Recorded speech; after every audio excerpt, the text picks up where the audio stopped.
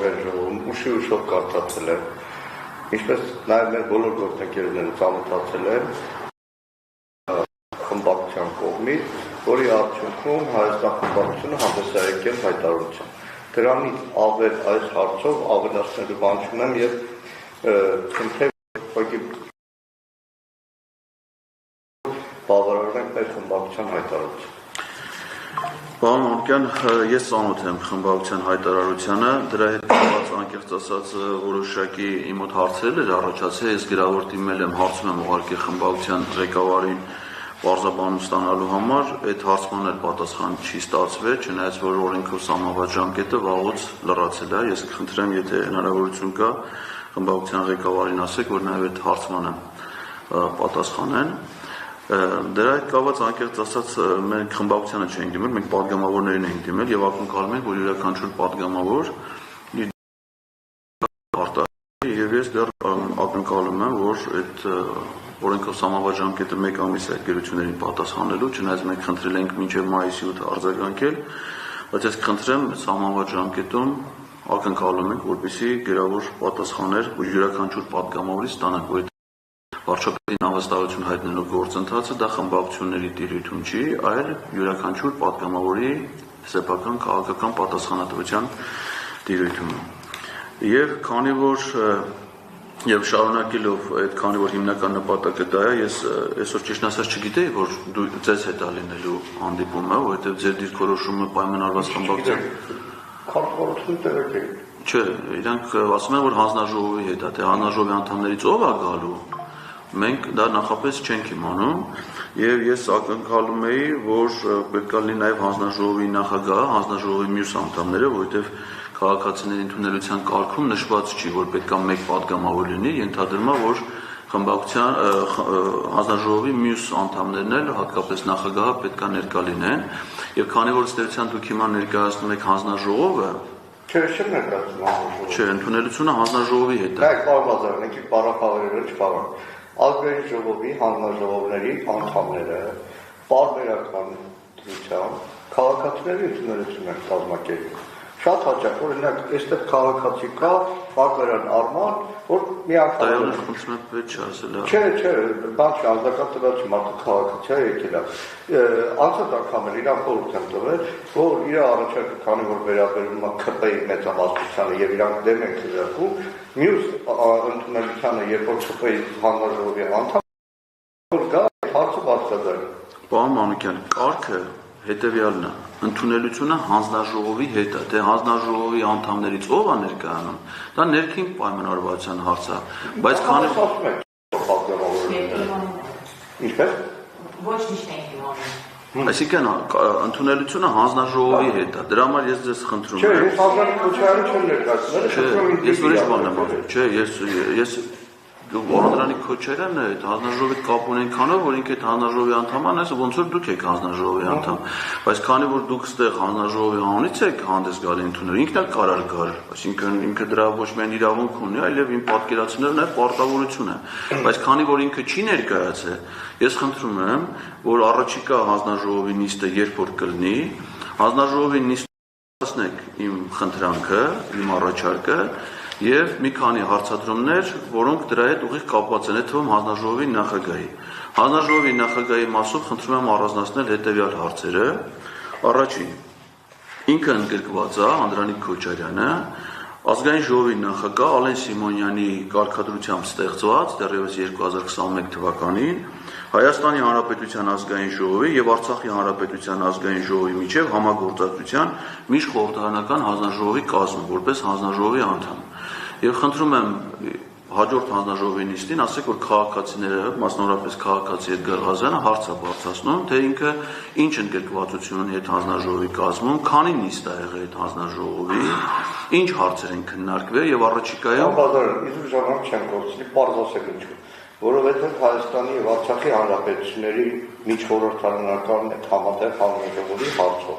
Հայաստան խմբակցությունը բազմաթիվ պատգամավորներ անցնող 4 տարիներին 21 թվականից հետո բազմաթիվ անգամ հարցադրումներ են բարձրացրել, ինչու չի կայանում համատեղ նիստը, ավելի ստիպված այդ խմբում ընդգրկված Հայաստան խմբակցության պատգամավորներ առանձնաբար մեկնել են Արցախի հանրապետություն, հանդիպել են Արցախի խորհրդարանի ղեկավարության հետ։ Այդ հարցը մշտապես բարձրացել է։ Հիմա կհարցնեմ Անդրանիկ Քոչարյանը, ձեր հարցը կհարցնեմ։ Այո, խնդրում եմ, թող ինքը հանձնաժողովի նիստով դա պարզաբանի։ Երկրորդը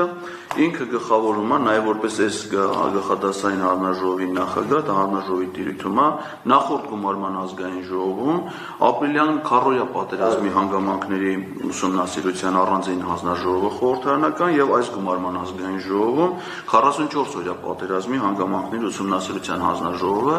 խախտվել են, վաղուց անցել են ազգային ժողովի կանոնակարգ սահմանադրական օրենքով սահմանված բոլոր ժամկետները եւ մինչ օրս հասանելի չի եւ հրապարակված չի ոչ քարոյա ուրեմն պատերազմի հանգամանքների զեկույցը եւ ոչ էլ 44 օրյա պատերազմի, ասեք, խնդրում եմ փոխանցեք իրան, որ քաղաքացիները մասնավորապես Գարղազյան անհանգստությունը ազգային ժողովի պատգամավորը ընտրվելուց անմիջապես հետո դիմել եմ ազգային ժողովի հատուկ ստորաբաժանմանը 3 անգամ ծանոթացել եմ ապրիլյանի զեկույցին, որը գաղտնի է, որտեղ ռազմական եւ այլ կարող եմ դες վստահեցնել,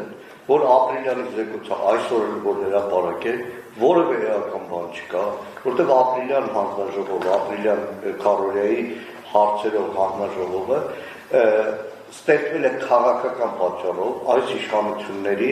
այսպես քաղաքական քինախնդրության պատճառով եւ որևէ էական բան ստորեցնում այդ զեկույցում չկա։ Կարող են հրապարակել են, բան չի, իրենք ուղղակի խորհրդավորություն են հաղորդում, իբր թե այդտեղ աշխարհացում սպաներ կային, դրա համար են գաղտնի են, որևէ բան չկա եւ լղոզատ հասկացրեցին, ինչ վերաբերում է 44 օրյայի, այդ հարցախնդումը նույնիսկ մեր գործիքեր լրագրողները ստեղ նստած են, լրագրող Մարիամ Պետրոսյան 168-ի օրը 3 անգամ այդ հարցը բարձրացրել է, որ Անդրանիկ Քոչարյանի եւ 44-րդ հանձնաժողովը խախտում է օրենքը, ժամկետները, այդ մասին գրավոր հարցումներ է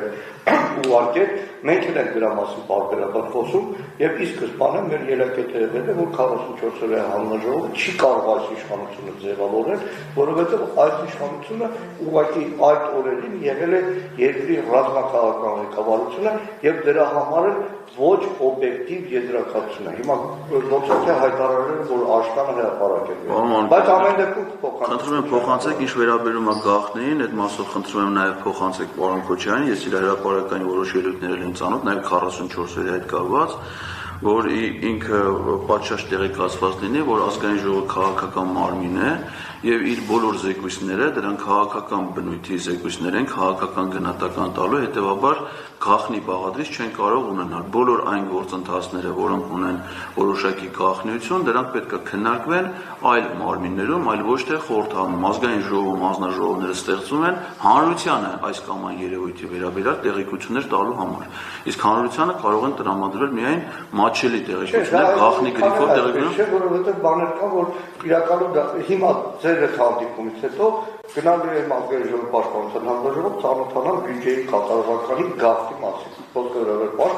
Ես դա շատ լավ հասկանում եմ, բայց ազգային ժողովը, երբ որ հանձնաժողով է ստեղծում